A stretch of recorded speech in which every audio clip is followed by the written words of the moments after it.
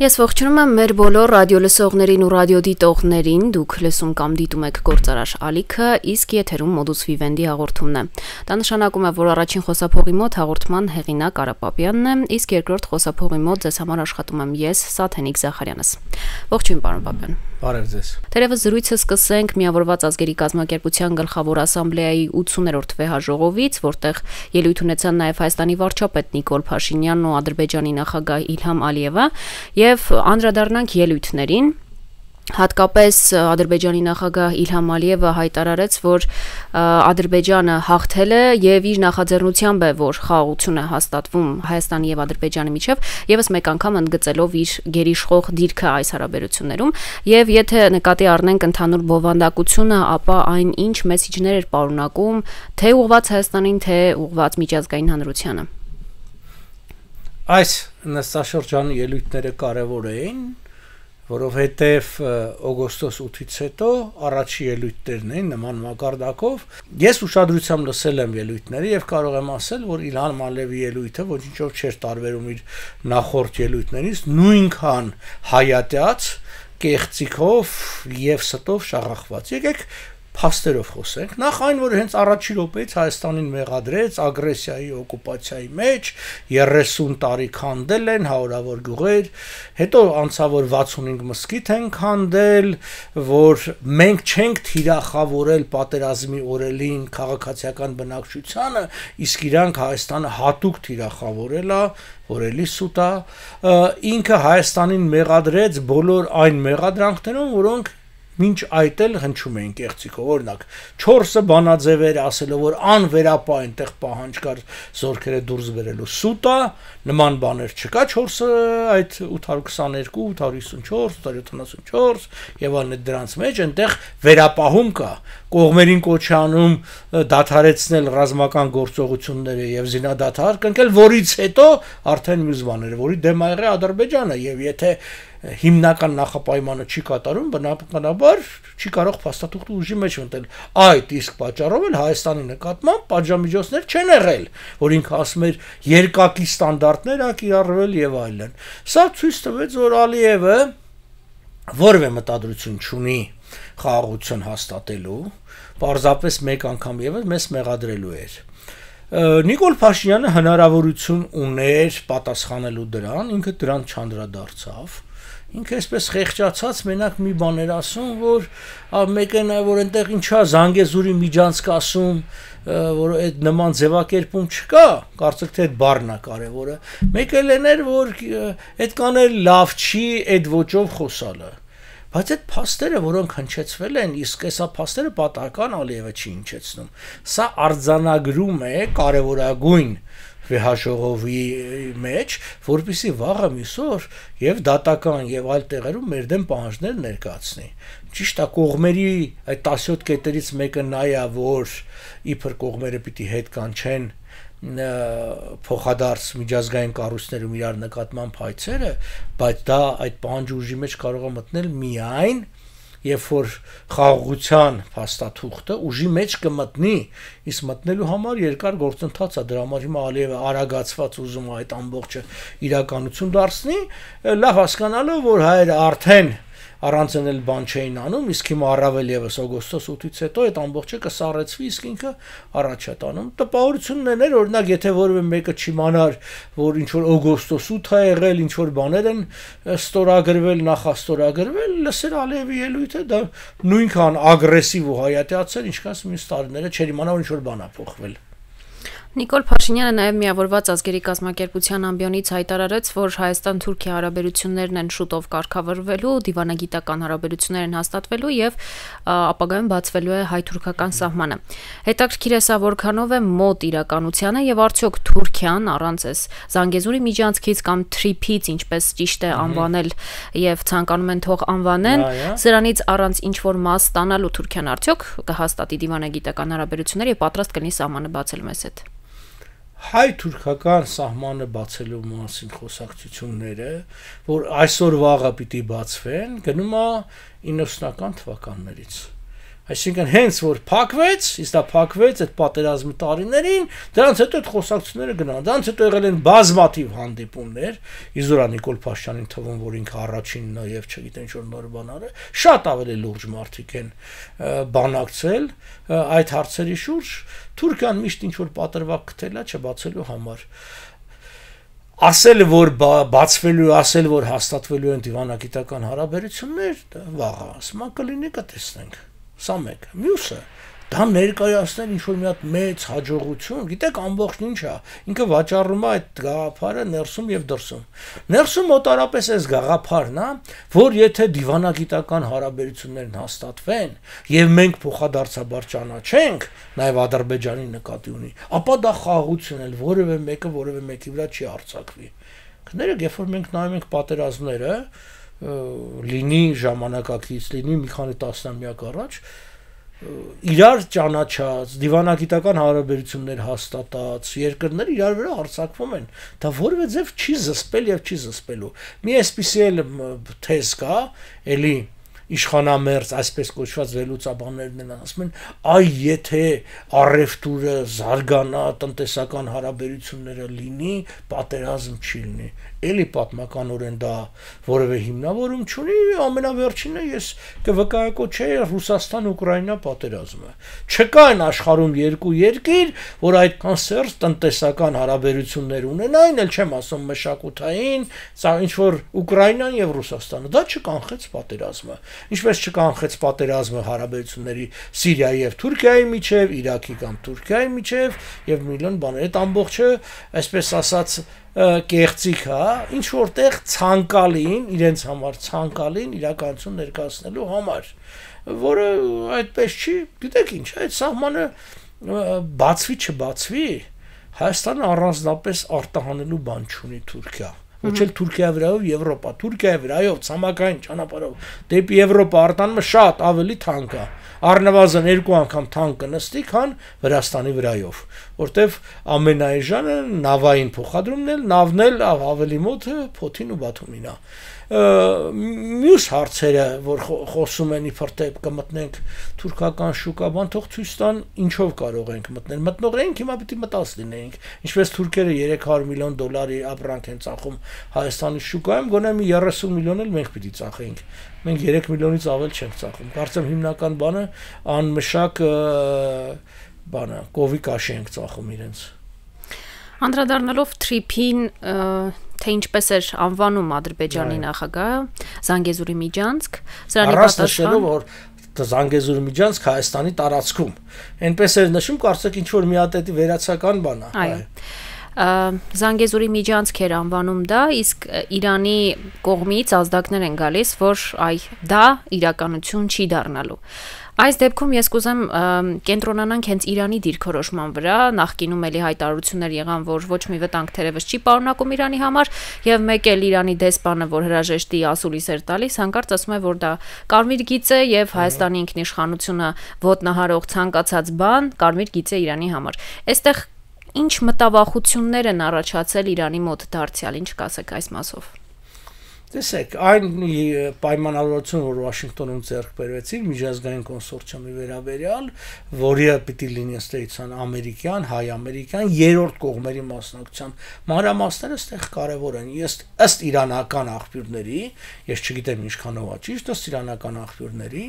այն պիտի ունենա 6 կիլոմետր լայնություն եւ 42 կիլոմետր երկարություն։ Այսինքն 250 կիլոմետրից քառակուսի ավել մի հսկայական տարածք, որի մեջ մտել է Մեղրի քաղաքը եւ մի շարք գյուղեր, այսինքն եւ այդ ամբողջի վրա Հայաստանի ըստ էության ինքնիշխանությունը դադարում է։ Թող հեքիաթներ չպատմեն ինքնիշխանություն, եթե ես եւ դուք որպես Հայաստանի Հանրապետության քաղաքացի իրավունք չենք ունենալու ազատ հեշտությամբ անխոչնդոտ այդ տարածքը մտնել, իսկ ադրբեջանցին այդ տարածքը անխոչնդոտ մտնելու իրավունք ունի, այդ նշանակում այդ տարածքը արդեն մերը չի, դա ադրբեջանցին է, որտեւ եթե անխոչնդոտ է մտնում, իսկ մենք խոչնդոտ հաղթահարելով, ելում տարածքն է դա։ Բնականաբար է դա։ Եվ Իրանը հասկացել է, այո, դիվանագիտորեն ինքը ասում է, դե Հայաստանի գործն է, ինքը լավ հասկանում, մյուս կողմից։ Այն 246 միլիոն դոլար գրանտը, որ Եվրոմիություն տվեց, էլի որ ինչ որ բան են, այսպես ասում են, տեսեք, բան, դրանց Հայաստանից օգուտ չկա։ Դա դրվելու է այդտեղ Ադրբեջանի համար ճանապարհ կառուցելու համար եւ նորոգելու համար, որովհետեւ գիտեն Հայաստանը չի կարող այդ փողը դնի, ասում են մենք իբր թե դու ես քո վրակը գրենք այդ փողը, բայց կծախսենք Ադրբեջանի համար այնտեղ։ Այդ գրանտը մերը կլներ, եթե մենք օրինակ դա ծախսենք, ենթադրենք, օրինակ կառուցենք Վանաձոր Ֆիալետովը 22 կիլոմետր այնտեղ երկաթուղի որ կառուցենք, մեր ճանապարհը դեպի Թիֆլիս էապես մոտ 100 կիլոմետր երկաթուղի ճանապարհը կրճատվում էր նաև Բաքու Թիֆլիս Կարս, եթե այդ ճանապարհով գնալ, ասենք Ղազախ, Իջևան եւ այլն, բան, այդ կիմանանք դրա մեջ տնտեսական շահ կա։ Հիմա ակնհայտ է, որ սա պարզապես քաղաքական խնդիր է եւ Իրանը հասկանում է, որ եթե իսկապես այդ 6 կիլոմետրը դառնա ոչ հայաստանյան տարածք, իր համար շատ վատ է, որտեվ այդ շինարարները հաստատապես ոչ միայն շինարարական գործողություններ են իրականացնելու։ Մենք չգիտենք ով է անգամ լինելու այդտեղ։ Գիտեք, ինչ շատ տարօրինակ վիճակ է։ Մենք երբ որ մեր տունը նորոգում ենք, մինչև չիմանանք, որ վարպետը ինչ գործ պետք է անի, չենք պայմանավորում, փողն էլ չենք տալիս։ Հիմա մեր երկիրը մի կարևոր հատվածի նորոգման մասին է խոսքը, մենք արդեն տվել ենք, ամեն ինչ տվել ենք, փողնել ենք տվել, բայց անգամ չգիտենք ով ինչ պիտի անի։ Սա հենց այդ անտարբերության մասին է, որ մարդիկ իրենց սեփական խոհանոցի նորոգումը շատ ավելի կարևոր են դիտարկում, քան այդ, չգիտեմ, անցուղու կամ միջանցքի կամ այդ բանի ճակատագիրը։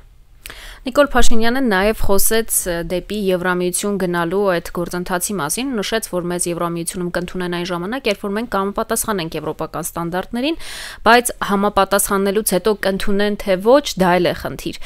Ես կուզեմ մեր ռադիոլսողների ու ռադիոդիտողների համար այսպես ավելի պարզ ներկայացնենք, ինչ է նշանակում եվրոպական ստանդարտներին համապատասխանել, ինչ է դա մեզ ի վերջո տալու որպես երկիր։ Իդեպ դրա մասին, որ առաջին հերթին պիտի չափորոշիչներին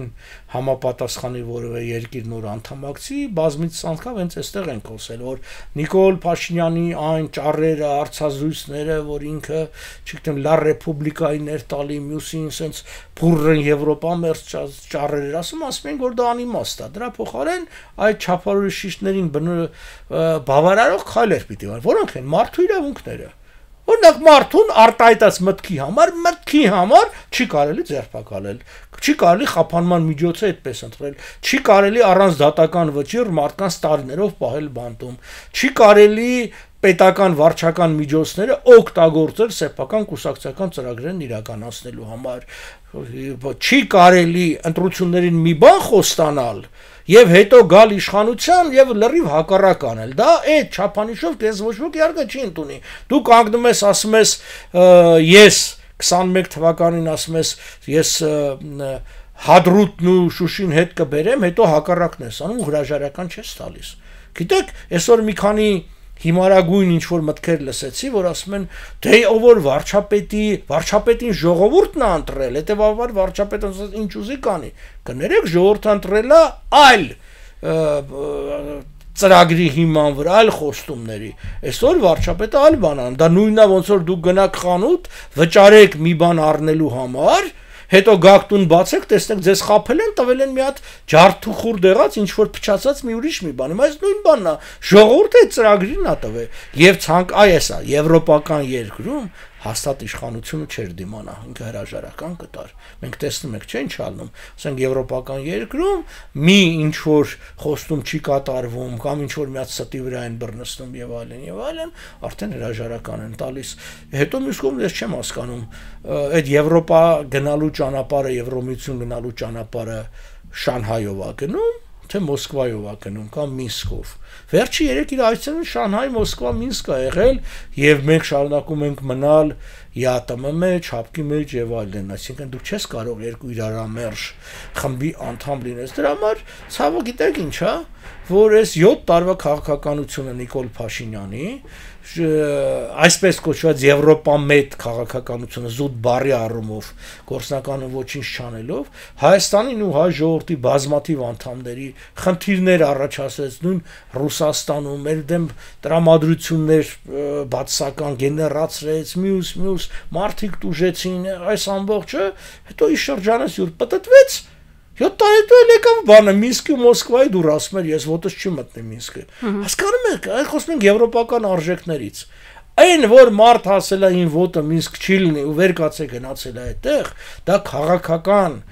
դիակ կսարքեց Եվրոպան ցանկացած մեկի համար։ Հասկանում եք։ Իսկ քանի որ մեր ժողովուրդը հանդուրժում է, ոչ միայն հանդուրժում է դեռ մի բան էլ գովում, նշանակում է մենք դեռ շատ հեռու ենք, չենք լինելու։ Իսկ եթե դառնանք Եվրոմիության անդամ երկիր,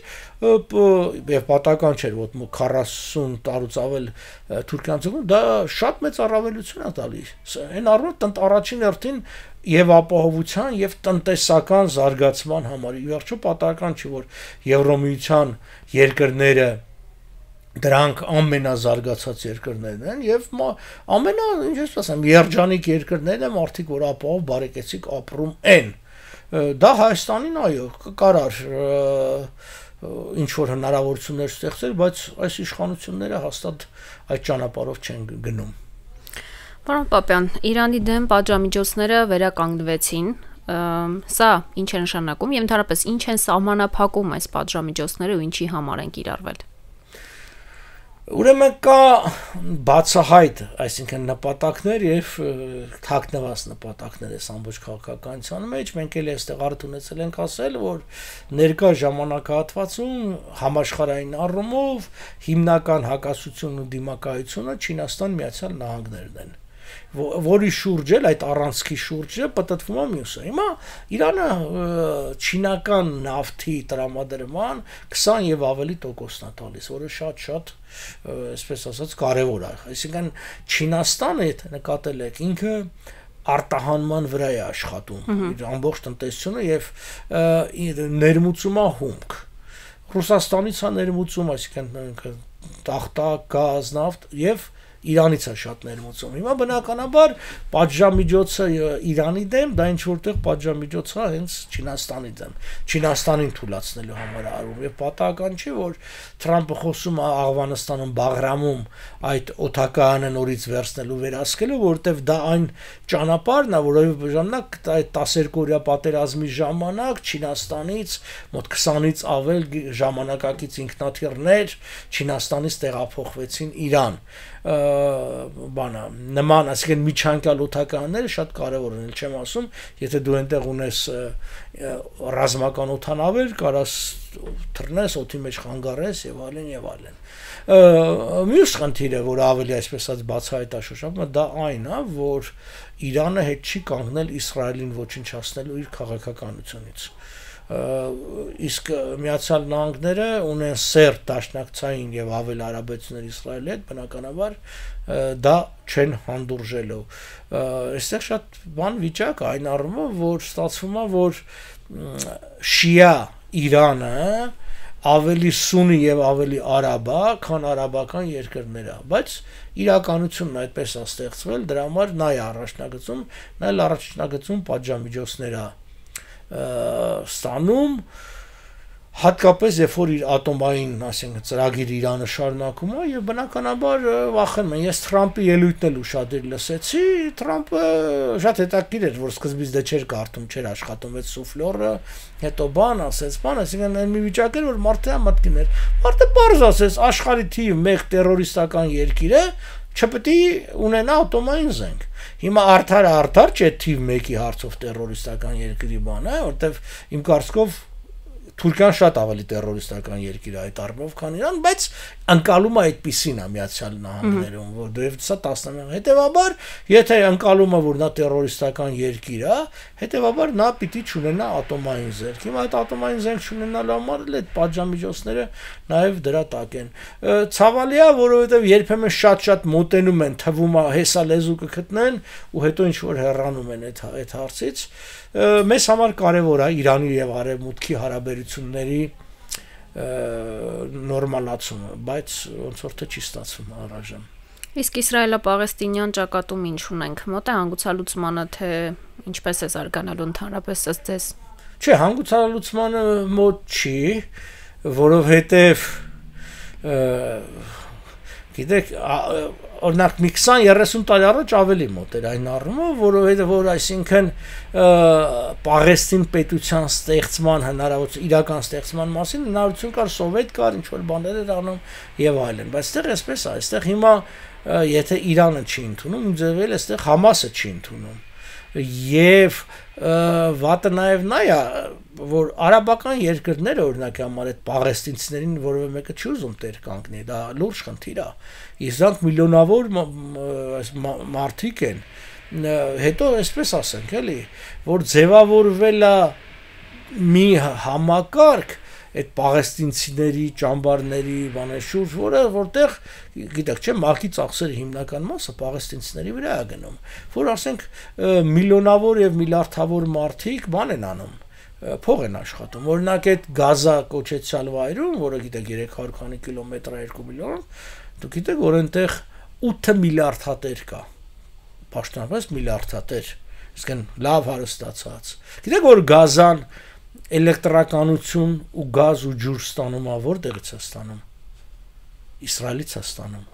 եւ անվճար է ստանում։ 36 հիվանդանոց կա գործող Գազայում, որը շատ երկրներ կա չունեն եւ այլն։ Նայեք, այստեղ խնդիրը այն է, եթե ուզենային լուծեին, առաջնորդի արաբներն ուզենան լուծեն, չեն ուզում, դա ձեռ չի տալիս։ Դա թեմա է, որը բացում են, որ տակ փող են աշխատում եւ դա մար չի լինելու։ Հիմա տեսնենք, այստեղ արդեն ուրիշ թեմա է գնում։ Սա այն է, որ Թրամփը իր ծայրահեղականությամբ նաեւ այն բանն անում, որ եկեք այս ժողովրդին ցրենք արաբական եւ այլ երկրներով, ոնց որ թեմ էձև լուծենք, այսինքն չկա գաղթական, չկա խնդիր։ Բայց 2 միլիոն մարդը շատ է, 132 հոգի Ինդոնեզիան ստիպեցին 2 ամիս առաջ ընդունեց, հիմա Ինդոնեզիան զղջում է դրա համար, որովհետև այնտեղ պաղեստինցիները սարքել են մի մեծ խնդրեմ, 2 հյուրանոցներ են, որտեղ տրամադրել են ջարդուխուրդ են արել, պահանջներ են ներկայացնում նրանով, ասենք Ինդոնեզիան, անգամ Ինդոնեզիան որպես իսլամական, ընդամենը 132 հոգի ընդունելուց հետո ասում է, չէ, լավ էլ չեմ ընդունի, որովհետև խնդիր են առաջացնում։ Նույնը ինչա բա Հորդանանը փակ, ինչա Եգիպտոսը փակ պաղեստինցիների առաջ։ Բա քաղաքացիական պատերազմը Լիբանանում ոնց սկսեց։ Պաղեստինցիների այլոց նույնը Սիրիան էր։ Դրա համար հասկանում եք որևէ մեկը չի ուզում իր մոտ ընդունի, Համաս եւ այլոք էլ չեն ընդունում այդ գաղափարները, ժամանակին մերժել են երկու պետության կայացման սկզբունքը, հիմա էլ Իսրայելն ասում է, որ արդեն դա ոնց ասած ժամկետանց ծրագիր է, այս խնդիրը շարունակելու է, դեռ երկար է շարունակվելու, որը ավելի շատ այսպես կասենք աշխարհաքաղաքական շահարկումների առիթ տալու, քան ռեալ, ինչ որ ռեալ բան չի փոխելու։ Գիտեք, Իսրայելը շարունակել է ռմբակոծի, գնդակոծի, ոչնչացնի նանքել, բայց ասում են մոտ 60,000, չգիտեմ ինչքանով է ճիշտ, 60,000 մարդ է զոհվել։ Գազայում իհարկե ցավալի է, եթե այդպես է, բայց քաղաքական առումով դա ոչինչ չի փոխում։ Ոչ պաղեստինցիներն են այդ 60,000 պատճառով հետ կանգնելու իրենց գաղափարներից, ոչ էլ հрьяաները։ Այո։ Իսկ ընդհանուր երբ որ նայում եք աշխարհում ինչ է տեղի ունենում, ինչ տպավորություն եք ստանում, արդյոք որոշ պետություններ պատրաստվում են պատերազմի, ինչպես շատերն են ասում։ Այո, ոչ միայն որոշ պետություններ, աշխարհի երկրի մեծ մասը, հատկապես Միջին Արևելքում պատրաստվում են։ Առաջ ինչպես էր, երբ որ կար սովետական միություն, եւ էլի պատերազմներ կային, ինչ որ ասում է, քվազիո, ասին, ածանցիալ պատերազմներն են, օրինակ Աղվանստանում էր պատերազմ գնում, Անգոլայում էր պատերազմ գնում եւ այլն։ Այդտեղ մեծ տերությունները չէին կռվում, բայց ինչ որ երկրներում էդ էր գնում, բայց քանի որ վերահսկելի էին նրանք այդ երկու ուժերի կողմից, ասեն կարող էր վերահսկեին, իսկույն բան էին անում։ Իսկ հիմա այդպես չի վիճակը։ Հիմա այդ երկ բևեր աշխարհը փոխարինվել է մի հատ Ամերիկայի բևերն է, հզոր եւ մեծ եւ մի քանի ավելի մանր sense անորոշ վիճակ է։ Հիմա այդ պետք է լինի այդ պատերազմներն ու բախումները պետք է լինեն, որպեսզի աշխարհը նոր աշխարհակարգը կայանա ինչ որ մի ձևով։ Թե այդ բախումներից պատերազմից ով առաջ կգա, ով էլի կարողանա ձևավորել, չգիտեմ, երկրորդ բևեր, ամենայն հավանական դա Չինաստանն է լինելու, բայց դեռս այլ հարց է, կարողանա այդ բևերը ձևավորի թե ոչ, որտեղ չնայած իր տնտեսական հզորության, Այնուհանդերձ ՍՍՀ կարգավիճակը ինքը չունի ոնց որ այն ժամանակ էր, էլի, որտեվ ՍՍՀ-ը նաև որոշակի գաղափարական ազդեցություններ, հետո ՍՍՀ հզորությունը ինչ որտեղ ինքնաբավ էր, ինքը իր ճամբարով էր պայմանավորված։ Չինաստանի հզորությունը խարսխված է մեծ մասամբ արևմտյան տեխնոլոգիաների եւ ամենակարևորը արևմտյան շուկաների վրա։ Այսինքն եթե այդ շուկաները Եվրոմիության շուկան $1 տրիլիոն, Միացյալ Նահանգների շուկան էլի $1 տրիլիոն իր արժեվ փակվի, բնականաբար այդ տնտեսական հզորությունը անկում կապրի։ Այդ բանը ստեղ ցավալին ուրիշ բան է։ Մեր հարևանն ու եւ թշնամին Ադրբեջանը մեծացնում է իր ռազմական ծախսերը $4.8 միլիարդից հասցնում է $5.1 միլիարդ։ Մեր ռազմական ծախսերը մոտ $1 միլիարդ են, դա եւ կրճատվում են, պիտի կրճատվեն այդ ամբողջը 15%-ով կրճատվում է, դա մեծ թիվ է 15%-ը, հաշվի առնելով, որ նաեւ մենք բանակի նորացման, թարմացման, արդիականացման խնդիր ունենք, այնպես չէ, էլի, որ գիտեք, հիմա բանակը այնպիսի լավ վիճակի մեջ է, որ կարիքը չկա։ Աշխարհը պատերազմի է պատրաստվում, շատ հավանական պատերազմներն են հերթական Իրան-Իսրայել պատերազմը, հավանական բախում է Իսրայել-Թուրքիա բախումն է, շատ հավանական է Ադրբեջան-Հայաստան հերթական պատերազմը, Թուրքիայի ներքին իրավիճակի սրումը, այդ ամբողջը բան է։ Կիպրոսի շուրջ լարվում է այնտեղ պատահական չի, որ Կիպրոսը 40,000-անոց իր զորախումբը մեծացնում է, Կիպրոսում Թուրքիան 100,000-ի է սնում, պատահական չի, որ Իսրայելի հետ Կիպրոսը պայմանագիր է ստորագրում, Սաուդյան Արաբիան Պակիստանի հետ է փոխադարձ պաշտպանության ինչ որ բոլորը պատրաստվում են պատերազմի։